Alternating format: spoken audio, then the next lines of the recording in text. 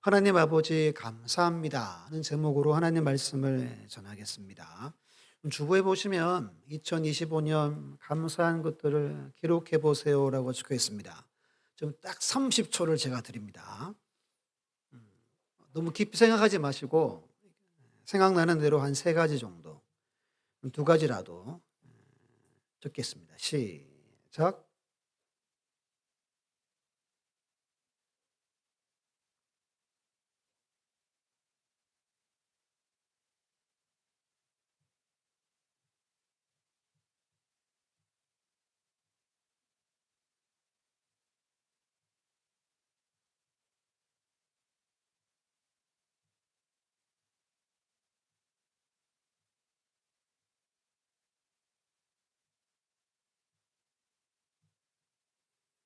네, 30초 됐습니다. 네. 저도 금요일 날 딱 30초 써 봤습니다. 한 세 가지 썼는데요. 2025년 지금까지 인도하시고 함께 하심에 감사합니다. 귀한 일꾼들을 세워 주심에 감사합니다. 오늘도 하나님의 나라 위에 이곳에 세우심에 감사합니다. 이렇게 세 가지 30초 안에 쓸 수는 있더라고요. 몇 가지 쓰셨습니까? 저도 아마 이렇게 다 쓰실 거예요. 그럼 감사의 힘이라는 책에 보면 감사하는데 이렇게 땡큐 하는데 0.3초가 걸린대요. 그 0.3초의 기적이라고 하는 책이 있습니다. 감사만 해도 참 놀라운 하나님의 은혜와 복이 넘쳐납니다. 남은 한 해와 남은 인생에 감사가 더욱더 넘치시기를 예수님의 이름으로 축원합니다. 근데 여러분 이 감사라는 그 think와 그리고 생각하다라고 하는 think라는 단어의 어원이 같습니다. 이 감사의 고대 영어가 펜시안입니다. 이 펜시안은 펜시에서 유래가 됐대요. 근데 이 펜시에서 think 생각하다도 유래가 됐대요. 감사와 생각의 어원이 같습니다. 그러니까 뿌리가 같다는 거죠. 우리가 감사하려면 먼저 생각을 해야 되죠. 내가 어떤 생각을 하고 어떤 생각을 많이 하냐에 따라서 내가 감사하느냐 아니면 감사가 없느냐가 결정이 됩니다. 감사는 생각에서 결정이 됩니다. 그럼 여기서 여러분, 우리의 생각은, 여러분들의 생각은 어디에서 비롯될까요? 그것은 바로 우리의 마음입니다. 우리의 마음이, 우리의 중심이 어떠냐에 따라서 어떤 분들은 감사가 넘치고 어떤 분들은 감사는 없고 불평이 가득할 수도 있습니다. 지금 세상은 나를 찾으라고 그러면서 마음을 비우라고 끊임없이 모든 매체들 음악을 조용히 켜놓고 이렇게 가부좌를 틀고 명상을 하십시오. 그럽니다. 나를 비우래요. 마음을 비우면 진정한 새로운 자아를 발견한다고 속삭입니다. 하지만 성경은 그렇게 말하지 않습니다. 성경은 우리 마음이 아니라 우리 마음에 있는 욕심을 비우라고 합니다. 탐심을 비우라고 합니다. 우리 마음에 하나님의 말씀으로 채우라고 성경은 말씀합니다. 쏙지 않으셔야 됩니다. 잠언 16장 20절에 삶과 말씀에 주의하는 자는 좋은 것을 얻나니 여호와를 의지하는 자는 복이 있느니라. 여기 주의하는 자가 중요한데요. 신중하게 그 말씀을 상고 공부도 하고 연구도 하고 묵상하며 그 말씀을 마음에 담아서 그 말씀대로 행동하는 자가 그러하대요. 즉 여러분 말씀을 마음에 담은 자는 좋은 것을 얻고 여호와 하나님을 의지하게 되고 그러므로 은혜와 복을 누리게 된다고 잠언 16장 20절에서 말씀합니다. 계속 보면 21절로 24절 보면 마음이 지혜로운 자는 삶과 말씀에 주의하는 자입니다.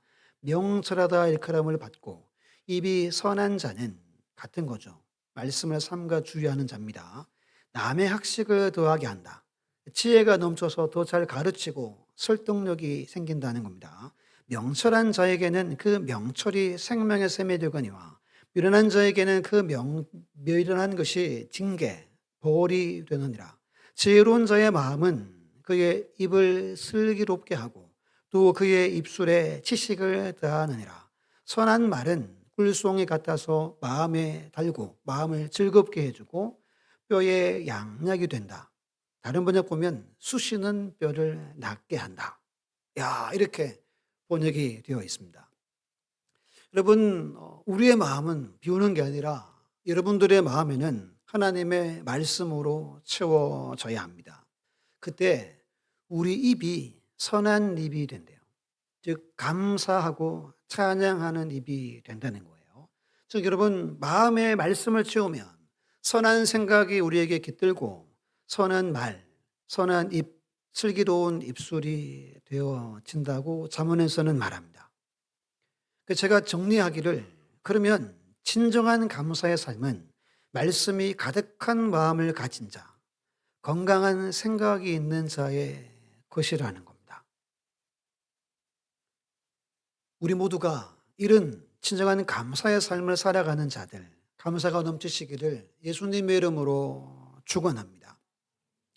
오늘은 감사주일입니다. 그래서 우리 히스기야 이야기를 잠깐 멈추고 어떤 말씀을 전할까 하다가 가장 근본적인, 가장 기본 기초가 되는, 뿌리가 되는 감사가 무엇인지에 대해서 오늘 살펴보려고 합니다. 오늘 말씀은 감사의 뿌리에 해당하는 겁니다. 크게 두 가지를 볼 텐데요. 우선 오늘 우리 본문을 공동 번역으로 한번 같이 우리 화면을 보고 12, 13, 14절을 한번 우리 같이 읽고 우리 본론으로 들어갑니다. 우리 시작. 아버지께 감사를 드릴 수 있게 되기를 바랍니다. 아버지께서는 성도들이 광명의 나라에서 받을 상 속에 참여할 자격을 우리에게 주셨습니다. 아버지께서는 우리를 흑암의 권세에서 건져내시어 당신의 사랑하시는 아들의 나라로 옮겨주셨습니다. 우리는 그 아들로 말미암아 죄를 용서받고 속박에서 풀려났습니다. 아멘. 골로새서라는 성경은 기독론, 즉 예수님에 대해서 초점이 맞춰져 있습니다. 근데 오늘 본문은 뭐라 그럽니까? 아버지께 감사를 드릴 수 있게 되기를 바랍니다. 라고 공동 번역은 설명해 주고 있습니다. 오늘 제목처럼 하나님 아버지에 대해서 우리가 무엇을 감사해야 할 것인가에 대해서 크게 두 가지로 말씀을 살펴보고자 합니다. 오늘 말씀이 감사의 뿌리입니다. 우리 첫 번째, 우리 감사합니다. 고백합니다. 시작. 흑암의 권세에서 건져내사 사랑의 아들의 나라로 옮겨주심에 감사합니다. 이 첫 번째는 13절 먼저 우리 봅니다. 13절에 그가로 시작하죠. 그가는 성부 하나님입니다. 오늘 제목 있는 것처럼 하나님 아버지이십니다. 하나님 아버지가 무엇을 하셨냐라고 기록합니다. 이게 오늘 우리의 감사의 가장 근본, 기초, 뿌리가 되는 감사의 제목입니다. 우리를 어떻게 합니까? 우리를 흑암의 권세에서 건져내셔서 우리를 옮겨주셨다는 거예요. 여기서 옮겨주셨다라는 표현은 과거에 완전히 끝난 묘사를 합니다. 과거에 우리를 이미 옮겨주셨다는 의미를 가집니다. 그럼 여러분, 과거 우리는 어디에 속해서 어떤 세계에 살았습니까? 어떤 세계죠? 흑암의 권세, 즉 흑암의 세계에 우리는 살았습니다. 이 권세란 단어는 통치한다, 다스린다라는 뜻이 있습니다. 그러니까 권세는 힘이죠. 그 힘으로 다스리고 통치한다는 거예요. 두 가지로 흑암, 영적으로 흑암과 도덕적 흑암이 있습니다. 우리가 하나님께 속하는 것이 무엇인지, 마귀에게 속하는 것이 무엇인지 도무지 분별할 수 없는 어두움을 말합니다. 여기에 속한 자는 미신과 악령과 귀신과 거짓된 종교와 철학, 그리고 자신의 악한 정욕과 탐심에 사로잡혀 이끌려 어둠의 권세에 잡은 자의 조종을 따라서 인생을 어두운 세계에서 살아갑니다. 오늘 이 말씀은 우리가 예수님을 만나기 전에, 예수님 믿기 전에 우리의 모습입니다. 우리도 흑암의 권세, 통치 아래 있었습니다. 수요일 본 통계를 잠깐 보여주시면 이게 올해 5월 달의 통계입니다. 교회 다니는 분들에게 설문조사했습니다. 그중 20%가 무당, 무속을 이용하고 있습니다. 그다음 보면 10명 중에 3명이 무당을 만나서 마음의 위로를 받고 있습니다. 그다음 보여주시면 이 밑에 보면 50% 이상입니다. 점보고, 운세, 사주, 타로, 이사날, 결혼날, 그리고 제일 심한 게 뭐죠? 풍수지리는 괜찮다는 거예요. 있죠? 좌백호 이거. 그렇게 해서 묘자리를 쓰든지 집을 구하든지 하는 건 교회를 다니는데도 이거는 괜찮다는 겁니다. 이런 분들이 약 20에서 30%가 된대요. 그럼 이런 분들은 여전히 어느 세계에 속합니까? 흑암의 권세, 흑암의 세계에 속한 자들입니다. 우리는 재미 삼아도 하지 않아야 됩니다. 수요일날 배웠죠? 이런 사람 어떻게 하라고 그랬어요? 사형입니다. 사형이에요, 사형. 율법에. 중요한 겁니다. 친구 따라 타로 보고 이것도 하지 않아야 됩니다. 여러분, 이렇게 어두움이 있으면 건전한 판단력을 상실합니다. 만약 여러분, 우리가 깊이 잘려면 어떻게 해야 되죠? 깜깜하게 해야 깊이 잠든대요. 근데 이 암흑이 하루 이틀, 한 달, 두 달, 1년, 5년, 10년 되면 어떻게 되죠? 지금은 이렇게 수감되는 분들이 독방에 가도 TV가 있다잖아요. 옛날에는 캄캄하게 갇혔대요. 그러면 독방에 들어가서 캄캄하게 생활하면 거의 다 미친대요. 거의 다 정신이 나가버린대요. 독방에 있다가 정신병으로 가든지 그러하다는 겁니다. 우리가 그러한 권세와 세계 아래에 있었는데 하나님 아버지께서 우리를 건져내 주셨다는 겁니다. 이것이 여러분 가장 근원적인 근본적인 감사의 제목이라는 겁니다. 그럼 여러분, 하나님이 어떤 나라로 우리를 옮겨주셨대요? 아들의 나라, 사랑하는 아들의 나라라고 말합니다. 이 아들은 누구를 말할까요? 예수 그리스도를 말합니다. 그러면 아들의 나라니까 이 나라의 왕은 누구란 말이죠? 예수 그리스도가 왕인 나라를 말합니다. 우리 에베소 2장 1절로 5절을 우리 화면을 보고 함께 읽어볼게요. 시작. 그는 허물과 죄로 죽었던 너희를 살리셨도다. 그때 너희는 그 가운데 행하여 이 세상 풍조를 따르고 공중의 권세 잡은 자를 따랐으니 곧 지금 불순종의 아들들 가운데에서 역사하는 영이라. 전에는 우리도 다 그 가운데에서 우리 육체의 욕심을 따라 지내며 육체와 마음에 원하는 것을 하여 다른 이들과 같이 본질상 진노의 자녀이었더니 긍휼이 풍성하신 하나님이 우리를 사랑하신 그 큰 사랑을 인하여 허물로 죽은 우리를 그리스도와 함께 살리셨고 너희는 은혜로 구원을 받은 것이니라. 아멘. 이런 상태에 우리가 있었습니다. 1절, 2절, 3절이 우리의 원래의 상태였습니다. 근데 긍휼이 풍성하신 하나님의 사랑으로 우리를 아들의 나라로 천국의 백성, 하나님 나라 백성 삼아 주셨습니다. 여러분, 이 세상 정치 제도가 몇 가지 있죠. 제일 좋은 정치 제도가 뭐죠? 민주주의입니다. 민주주의. 그리고 혹시 중우 정치라고 들어보셨습니까? 한 책의 부분을 잠깐 읽어드립니다. 고대 그리스 아테네가 민주주의의 꽃을 피웠다고 하지만 그 민주주의의 이면에는 늘 중우 정치의 어두움이 도사리고 있었다. 어찌 보면 민주주의는 태생적으로 중우 정치를 잉태하고 있는지도 모른다. 중우 정치란 말 그대로 다수의 어리석은 민중이 이끄는 정치다 라고 말합니다. 그림 하나 보여주시면 이거 엄청 유명한 그림입니다. 이 정도는 상식으로 알아야 될 그림입니다. 제목이 소크라테스의 죽음입니다. 죽고 나서 다비드라는 화가가 1787년에 그린 그림입니다. 소크라테스 어떻게 죽습니까? 이렇게 자기의 철학을 설파하다가 결국 고소당해서 여기 독배를 마시고 죽습니다. 이때 소크라테스 나이가 70세가 넘었대요. 저 이렇게 우통 열고 있는 분이 있죠. 이렇게 손가락 이렇게 하고 독배를 지려고 하는 분이 소크라테스래요. 근데 이야 몸짱입니다. 위풍당당합니다. 거기 아래 이제 이렇게 무릎에 손을 올린 그 분이 그 크리톤이라고 친구입니다. 계속 소크라테스에게 자네 우리 망명 가자. 다른 나라로 도망가자. 안 그러면 죽게 되니까 했던 친구고 저기 그 발 밑에 보면 이렇게 막 세상 다 망한 것처럼 있는 한 사람이 있죠. 저게 제자 플라톤입니다. 그 제자 플라톤이 이때 뭐 한 20세 정도래요. 그러니까 풍자로 그림을 그린 겁니다.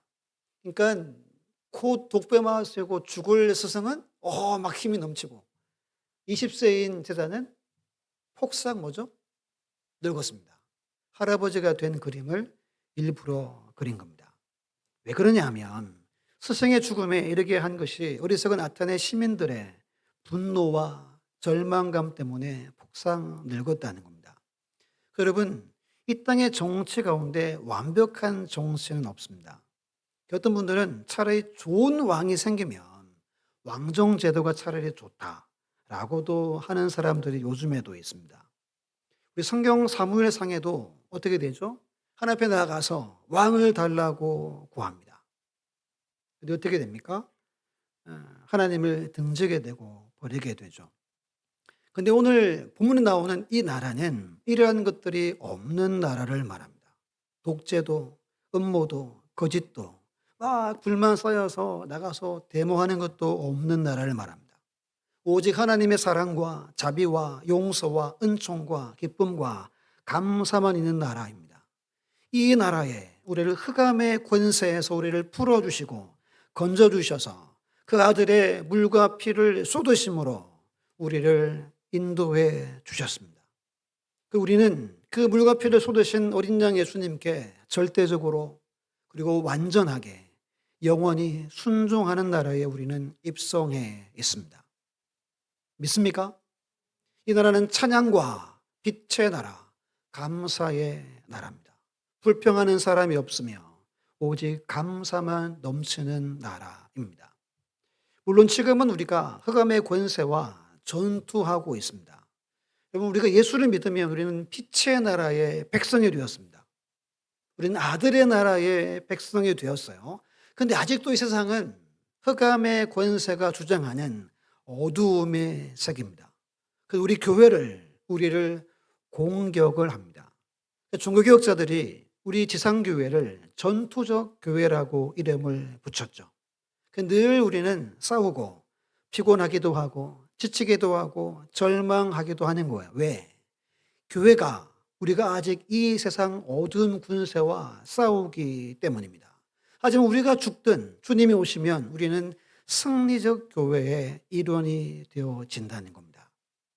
이게 여러분 가장 근원적이고 가장 근본적인 가장 뿌리가 되는 감사입니다. 누구께 감사하는 거죠? 하나님 아버지께 감사하는 겁니다. 늘 하나님 아버지께 감사하는 우리 모두가 다 되시기를 예수님의 이름으로 축원합니다. 이게 첫 번째입니다. 오늘 내용은 꼭 기억하셔야 하는 내용입니다. 두 번째 읽어볼게요. 시작. 빛 가운데 성도의 기업을 얻게 하심에 감사합니다. 아멘. 우리 12절 말씀을 함께 읽어볼게요. 시작. 우리로 하여금 빛 가운데에서 성도의 기업의 부분을 얻기에 합당하게 하신 하나님 아버지께 감사하게 하기를 원하노라. 아멘. 여기 빛 가운데에서는 아까 공동번역에서는 광명의 나라에서라고 말합니다. 광명의 나라, 빛의 나라는 13절에 아들의 나라죠. 즉 천국을 말하고 하나님 나라를 말합니다. 성도들은 지금 천국 백성입니다. 우리가 죽으면 천국에 들어갈 하나님의 백성들인 줄 우리는 믿습니다. 그래서 여러분, 성도 중에 예수를 믿는 자 중에 우리는 지옥은 못 갑니다.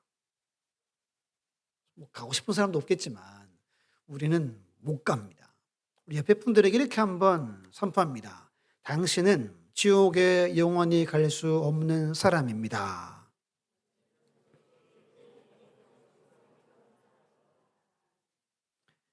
이게 여러분 중요한 말입니다. 정말 여러분 옆에 있는 분들이 지옥 가서는 안 되겠죠. 우리는 예수 그리스도를 알게 되면 우리는 지옥은 못 갑니다. 영원히 지옥에 갈 수 없습니다. 그러면 어떻게 살아야 됩니까? 우리는 지옥에 갈 사람처럼 살지 않아야 합니다. 우리는 분명히 빛의 나라에 받들려 그 천국 백성이 됩니다. 이제 하나님 아버지의 놀라우신 은혜라는 거예요. 근데 여기서 그치지 않고 오늘 본문 12절은 우리가 천국에 들어가서 우리가 상속받을 권리까지 우리에게 주신대요. 빛 가운데에서 성도의 기업의 부분을 얻기에 합당하도다 말합니다. 이 합당하다는 말은 적합하다, 충분하다라는 의미입니다. 그러면 어떤 사람이 하나님 아버지께 적합하고 충분한 사람이죠? 교회에 다닌다고? 교회 다니며 충성, 봉사, 헌금한다고 적합하고 충분할까요? 물론 맞습니다. 하지만 정답은 아닙니다. 요한복음 1장 12절에 영접하는 자, 곧 그 이름을 믿는 자들에게는 하나님의 자녀가 되는 권세를 주셨으니라고 말합니다. 이게 성경에서 말하는 정답이에요. 누가 적합하냐? 누가 충분하냐? 그 이름을 믿는 자입니다. 그 이름이 누굽니까? 예수 그리스도를 믿는 자. 그 이름을 영접한 자. 영접은 내 마음의 주인으로 삼고 그 주인과 더불어 살아가는 것을 영접이라고 하죠. 즉 하나님이 우리를 사랑하셔서 이 땅에 아들을 보내주셨는데 그 아들 예수 그리스도를 믿고 그분을 내 마음의 주인으로 내 마음의 영으로 영접한 자가 적합한 자, 충분한 자라고 성경은 말합니다. 그런 자들이 흑암의 권세에서 아들의 나라로 옮겨지게 되는 겁니다. 그러면 14절, 우리 14절을 함께 읽어볼게요. 시작. 그 아들 안에서 우리가 속량고 죄사함을 얻었도다. 아멘. 누구 안에서 얻었대요?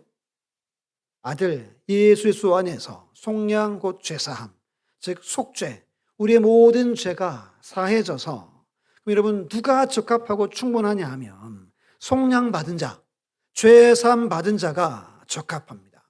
죄사함 받지 못한 자는 아들의 나라에 하나님의 나라에 천국에 들어갈 수 없다는 말씀입니다. 에베소 1장 7절을 우리 형제들이 있습니다. 시작. 우리는 그리스도 안에서 그의 은혜의 풍성함을 따라 그의 피로 말미암아 속량 곧 죄사함을 받았느니라. 아멘. 여기 보면 뭐라 그럽니까? 그리스도 안에서 그 은혜의 풍성함을 따라 무엇으로 말미암아? 피로 말미암아. 그 피를 믿는 자, 속량 곧 죄사함을 받습니다. 그래서 우리가 여전히 죄를 짓고 악한 생각을 하며 살아가지만 우리를 의롭다 해 주시는 그 은혜가 부어진 자가 적합한 자입니다. 여러분들이 무언가를 해서 무언가를 많이 이루어서 인기가 많아져서 사람들에게 칭찬받고 사람들이 나를 기뻐해서 적합한 것이 아닙니다. 교회를 안 빠져서 헌금을 잘 드려서 적합한 게 아닙니다. 우리는 그 피로 말미암아 우리는 적합한 자가 되는 겁니다. 믿습니까? 이것이 가장 근본적인 감사입니다. 이 감사가 없으면 나머지 감사가 우리 입술에 생겨날 수가 없는 거예요. 요한복음 5장 24절에 말합니다. 우리 자매들 한번 읽어볼게요. 시작.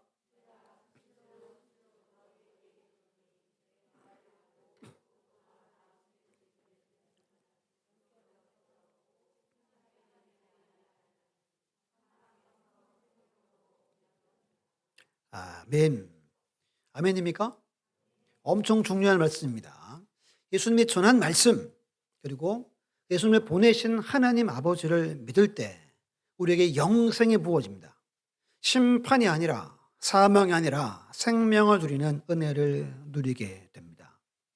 그럼 제가 몇 가지 질문을 드리겠습니다.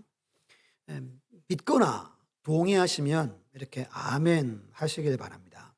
여러분은 하나님 아버지께서 주시는 속량과 죄 사함을 얻었습니까? 그 다음 질문입니다. 흑암의 권세에서 그러면 아들의 나라로 이미 옮겨졌음을 믿습니까? 하나님의 아들 예수 그리스도를 믿습니까? 그럼 무엇을 믿습니까? 이건 따라서 하십시오. 나의 죄를 위해 십자가에서 죽으시고 3일 만에 부활하심을 믿습니다. 아멘입니까? 그러면 여러분 우리는 속량 받습니다. 그럼 우리는 흑암의 권세에서 아들의 나라로 옮겨집니다. 오직 이 방법 이외에는 우리에겐 없습니다. 이런 영혼이 적합해요. 이런 영혼만이 충분해서 하나님의 나라의 백성이 되는 겁니다. 그러면 하나님 나라에 입성하게 되면 우리에게 성도의 기업이 무엇일까요? 잘 알지만 몇 구절 통해서 엄청난 하나님의 약속이 있습니다. 먼저 로마서 8장 17절 함께 읽어볼게요. 시작. 자녀이면 또한 상속자, 하나님의 상속자요 그리스도와 함께한 상속자니 우리가 그와 함께 영광을 받기 위하여 고난도 함께 받아야 할 것이니라. 아멘. 이 상속자가 반복됩니다. 영어로 heir라고 합니다. 이건 상속인, 계승자, 후계자라는 뜻입니다. 그런데 중요한 게 여기 앞구절 보면 자녀이면입니다. 자녀이면 상속자가 돼요. 어떻게 자녀가 된다 그랬어요? 그를 믿고 그분을 영접하는 자가 자녀의 권세를 얻죠. 우리에게 예수님과 함께 공동 상속권을 가지게 됩니다. 에베소서 6장 3절 보면 이는 이방인들이 복음으로 말미암아 그리스도 예수 안에서 함께 상속자가 되고 함께 지체가 되고 함께 약속의 참원자가 됨이라. 여기 이방인은 누구죠? 이 당시 바울의 편지니까 유대인들뿐 아니라 선민 유대인뿐 아니라 저 헬라 사람들, 저 우상 섬기고 사는 사람들 중에 예수를 믿게 되는 이방인들도 복음으로 말미암아 상속자가 된다는 거예요. 이렇게 함께 지체가 된단 말은 함께 한 몸이 된다는 말입니다. 즉 예수님하고 우리가 한 몸이 됩니다. 그리고 함께 한 번 더 나오죠. 함께 약속에 참여하는 자가 된대요. 누가? 적합하고 충분한 예수 그리스도를 영접하고 마음에 모신 모든 영혼들은 주님과 한 몸이 되고 하나님의 약속을 함께 누리고 참여하게 됩니다. 구체적으로 이 상속이 뭐냐 하면 이 말씀 중요한데요. 우리 같이 히브리서 1장 2절 말씀 있습니다. 시작.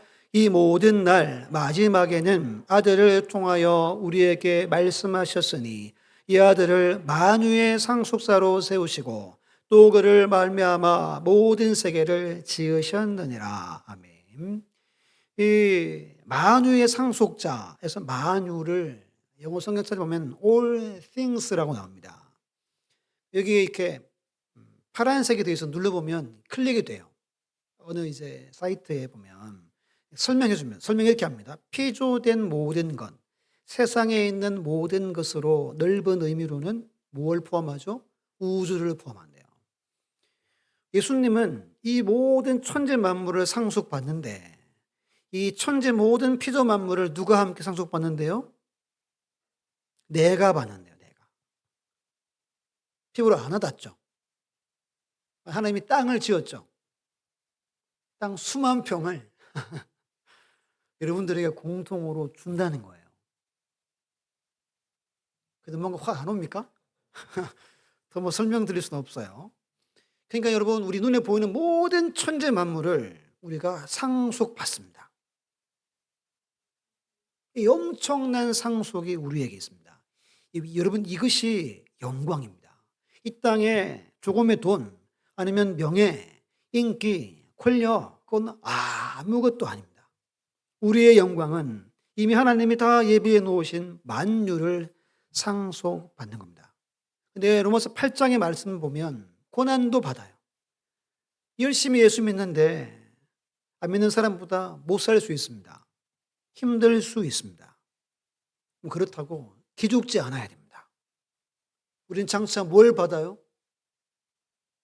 만유를 받습니다. 믿으면 지금 내 형편이 좀 부족해도 기죽지 않는 거예요. 나는 이미 정해졌어요. 상속권을 내게 하나님이 주셨단 말이에요.